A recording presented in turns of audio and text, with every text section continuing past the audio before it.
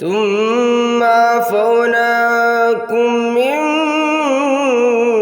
بعد ذلك لعلكم تشكرون. وإذ آتينا موسى الكتاب والفرقان لعلكم تهتدون.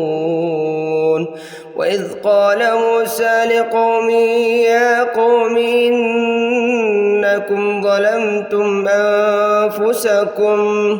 ظلمتم أنفسكم باتخاذكم العجل فتوبوا إلى بارئكم فاقتلوا أنفسكم ذلكم خير لكم عند بارئكم فتاب عليكم إنه هو التواب الرحيم.